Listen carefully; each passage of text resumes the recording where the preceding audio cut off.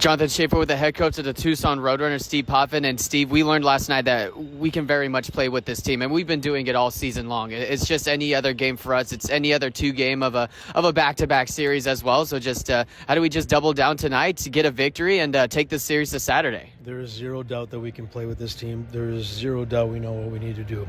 We need to keep the level of our intensity up and just stay out of the box. We need to be clean. That's the bottom line. That's the last thing the hockey game is asking us to do. We've persevered through a lot. Now it's time to just be disciplined. Yeah, and for us to be disciplined, you talked about staying out of the box, and the after whistle extra activities, didn't see a lot of it, but do you expect to see more of that tonight as Abbotsford's going to try to get under our skin? They're going to try to make us draw penalties, and just as you said, we need to try to stay out of the box. Yeah, I hope that they do. This is one of the obstacles that we need to get over, and once we get over this and we take the next step, we're going to be a real dangerous team. So we've got to persevere through it all, and that's our inner battle. And you know what, we welcome that challenge, and we want to see our guys be able to persevere over that. And once they do, they're going to have that real instant belief, and that belief can carry you far. Yeah, and once again, we saw the juggernaut line really set the tone for us. Hunter Drew and Travis Barron working all night. Barron got a huge shorthanded goal at the end of the second period. When we try to find tone setters like those two, how does that kind of rejuvenate the rest of the bench to really all be tone setters for tonight's game? Well, tone setters, that's great. I think it just shows that how all in they want. They know exactly what they want to accomplish. They have a clear sight of what they want. And that a lot of times you have to put a lot of will, desire, passion into it. And it's great to see the guys that are real committed to it, and it really shows their burning desire. And it helps feed the guys. They are able to bring guys into the fight. And listen, they've been real productive, and it's we want to see a lot more of that continue.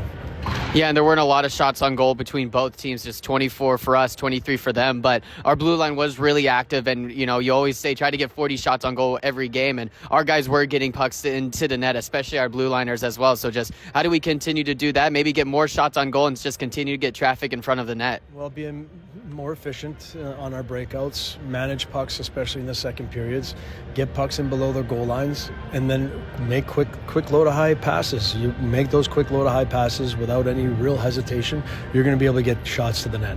A lot of times we hesitate just for that 1 second too long, and the moment's gone. And we've got to make sure that we capitalize on that goal line, quick load of high decisions, pound to the net, win races. That's how the game's played. Jackson Stauber in net for us. Can't be easy for any goaltender to come in a game like this. It's game 2 of a best-of-3 series, and you're down 1-0. But just for him, how big of an opportunity is this? And how do we just make it, just for him to easily get into the game, and then once he'll find it, then we're ready to go with that? Well, you know what? I think he's looking forward to the challenge. I don't think he loved the start in Rockford. I think he's been playing some really good hockey. He let some go in Rockford that he didn't, really like.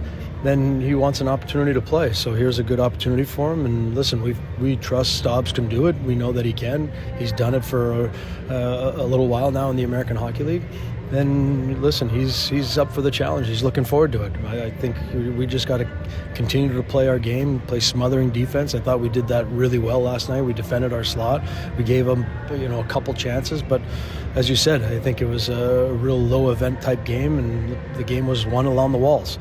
So, continue to do that and make sure we manage pucks in the second period. And last one for me, I talked to some veterans today of just what's the message to the younger guys in the locker room who are facing an elimination game for the first time in their professional hockey league careers. And they said, well, you get to play in big moments, and this is a big moment tonight. So just, is that still the message just for this locker room? Just go out there, do your thing, and this is why we're all here, in moments like these. Well, you said it, why we're all here. It's what I started thinking about that today. What do you want? Well, we want to win. Well, it's deeper than that. Like, why do you play? Well, you want to win. You want to win. There's no doubt about it. But it's all that inner dialogue that you have, that inner fight, Every day you have to try to push yourself past discomfort. And it's amazing. When you try to win, you're in a constant state of discomfort. That's why not everybody can win. And that's why it's such a special thing that we do. But when you get into these types of environments, if you have a little ounce of doubt, it can lead to excuses. And that's what's dangerous. You have to eliminate the excuses and just remember why you play it. And that inner battle is why you play. It's not for everybody. And that's what separates it, and that's what makes it special. We'll see. Thanks so much once again. Good luck tonight. Let's take this series to Game 3, and excited for this one. Excited for this one as well. Let's go. Let's go.